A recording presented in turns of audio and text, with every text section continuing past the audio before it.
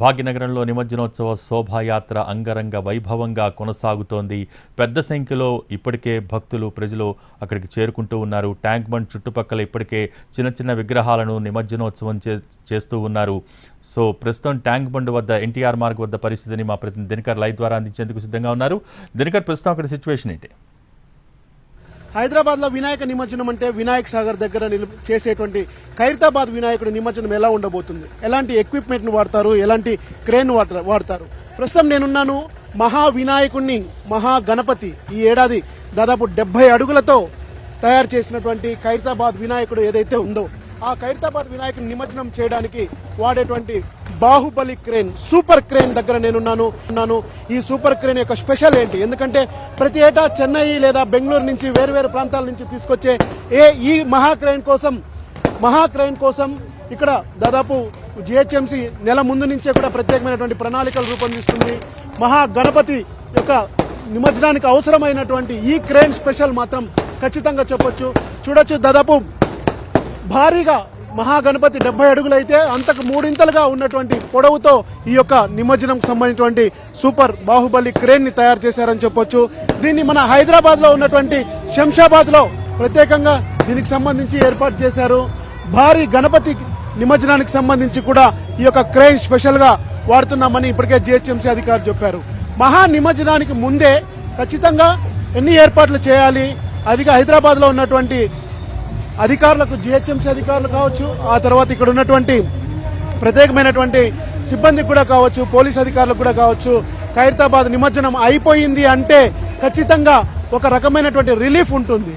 గతంలో ఉదయం మధ్యాహ్నం బయలుదేరితే మరుసటి రోజు ఉదయం వరకు కూడా నిమజ్జనం జరిగేది. అయితే ఈసారి ఖైరతాబాద్ వినాయకుడి యొక్క విగ్రహం నిమజ్జనం పూర్తయితేనే సగం పని తమకు పూర్తయిందని చెప్పి అధికారులు భావించేటువంటి పరిస్థితి గత కొద్ది సంవత్సరాలుగా నెలకొని ఉంది. రైట్, బాహుబలి క్రేన్ లో ఏమున్నాయి, ఈ క్రేన్ ని ఎలా డెవలప్ చేశారు, ఈ క్రేన్ ద్వారా ఎలా పూర్తి స్థాయిలో నిమజ్జనం జరుగుతుందంటే దాదాపు 300 నుంచి 350 టన్నుల ఉన్నటువంటి ఈ బూమ్ లెంగ్త్ మీటర్, అలాగే 80 మీటర్ల పొడవు ఉంటుంది, దాదాపు 42 మీటర్లకు సంబంధించినటువంటి వెడల్పుతో ఉన్నటువంటి ఈ యొక్క భారీ క్రేన్ ద్వారా అనేకమైనటువంటి విగ్రహాలను అలాగే గతంలో చేసినటువంటి పరిస్థితి ఉంది. అయితే ఖైరతాబాద్ వినాయకుడి విగ్రహం కోసం ఇక్కడ నిమజ్జనం చేయడానికి ప్రత్యేకంగా ఇది ఏర్పాటు చేశారు. చూడొచ్చు, దాదాపు 3 రోజుల ముందుగానే దీన్ని ఇక్కడ పార్క్ చేశారు. పార్క్ చేసిన తర్వాత దానికి సపోర్టింగ్ క్రేన్లుగా మొత్తం అటువైపు దాదాపు 100 టన్నులు సపోర్ట్ చేసేటువంటి మరొక క్రేన్ ఉంది. అది ఏషియన్ క్రేన్స్ దగ్గర నుంచి, ప్రైవేట్ పార్టీస్ నుంచి తీసుకొచ్చినటువంటి క్రేన్. ఆ తర్వాత 2 ఆపరేటర్లు ఉండేలాగా ప్రత్యేకమైనటువంటి కోఆర్డినేట్ చేసుకుంటూ చేసినటువంటి ఈ బాహుబలి క్రేన్, మహా క్రేన్ దాదాపు 80 మీటర్ల పొడవు ఉంది. అంటే దాదాపు భారీగా 70 అడుగుల విగ్రహాలని 2-3 రెట్లు మించినటువంటి ఎత్తుకు తీసుకెళ్లి నిమజ్జనానికి అనుకూలంగా ఉన్నటువంటి ఈ యొక్క బాహుబలి క్రేన్ ని ఆపరేట్ చేయడానికి కూడా వస్తున్నారు. అలాగే డిఆర్ఎఫ్ సిబ్బంది ఎవరైతే ఉన్నారో ఇక్కడ బాహుబలి క్రేన్ కి సంబంధించినటువంటి విధానాలను ఎలా ఉంటుంది, ఆపరేటర్ కానీ వీళ్ళంతా కూడా ఇక్కడే ఉన్నటువంటి పరిస్థితి.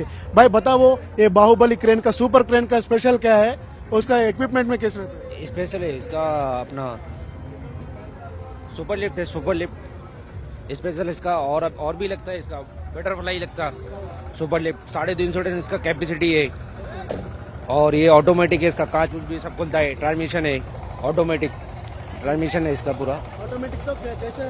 गियर इसका ऑटोमेटिक है, ट्रांसमिशन सब ऑटोमेटिक काम होता है इसका, ऊपर का भी सब ऑटोमेटिक काम होता है। कितना दिन से इधर पार्क किया है? इधर कल पार्क किया था रात को। कोई गाइडलाइंस दिया? नहीं ऑपरेटर है, सब क्या है उसका ट्राई जो भी हुआ है सब हुआ है। ఓకే, ఇక్కడ సిబ్బందితో మాట్లాడుతున్నటువంటి ప్రయత్నం చేద్దాం. దాంతో పాటు కూడా డిఆర్ఎఫ్ కి సంబంధించి డిహెచ్ఎంసీ పరిధిలో ఇక్కడ మొత్తం భారీగా వినాయకుల విగ్రహాల నిమజ్జనం జరుగుతున్నటువంటి నేపథ్యంలో ఎలాంటి దుర్ఘటనలు జరగకుండా కూడా ఉండాలంటే ఇక్కడ డిఆర్ఎఫ్ సిబ్బంది కూడా పూర్తి స్థాయిలో అవసరమైనటువంటి పరిస్థితి ఉంది. ఇక్కడ ఎవరైతే స్టూడెంట్స్ ఉన్నారో వాలంటీర్స్, వాళ్ళందరినీ కూడా ప్రత్యేకంగా ఈ ఖైరతాబాద్ వినాయకుడికి సంబంధించి ఇక్కడ నిమజ్జనం, ఈ యొక్క విగ్రహం నిమజ్జనం పూర్తయ్యేంత వరకు కూడా ప్రత్యేకమైనటువంటి యూత్ ని, ఆ తర్వాత బాగా ఈత తెలిసినటువంటి యువకులను కూడా ఇక్కడ ఏర్పాటు చేశారు. సో ఎన్టీఆర్ మార్గ్ లో కోలాహలం ప్రారంభమైంది.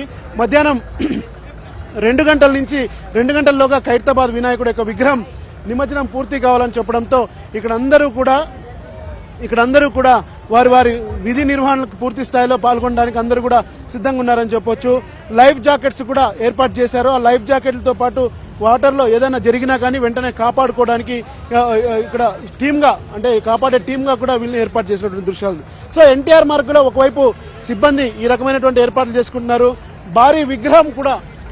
భారీ విగ్రహాన్ని నిమజ్జనం చేయడానికి కూడా బాహుబలి క్రెయిన్ కూడా సిద్ధమైందని చెప్పొచ్చు. దాదాపు 350 టన్నులు అంటే 35,000 నుంచి దాదాపు 40,000 కేజీల బరువును కూడా మోసేటువంటి ఈ బాహుబలి విగ్రహం ద్వారా బాహుబలి క్రేన్ ద్వారా మరి కాసేపట్లో ఖైరతాబాద్ వినాయకుడి యొక్క నిమజ్జనం జరుగుతుంది. ఆ తర్వాత ఏవైతే మిగిలినటువంటి విగ్రహాలు ఉన్నాయో సిటీ నుంచి వస్తున్నటువంటి విగ్రహాలు ఉన్నాయో వాటికి అనుమతిస్తామని చెప్పి జీహెచ్ఎంసీ అధికారులు చెప్తున్నారు. ఇప్పటికే శోభాయాత్ర ఖైరతాబాద్ గణపతి శోభాయాత్ర పూర్తి స్థాయిలో కొనసాగుతున్నటువంటి నేపథ్యంలో ఇక్కడ మరి కాసేపట్లో నిమజ్జనానికి సంబంధించినటువంటి అన్ని ఏర్పాట్లకు బాహుబలి క్రేన్ సిద్ధమైంది. కెమెరామ్యాన్ వెంకట్తో దినకర్, ఎన్టీఆర్ మార్గ్.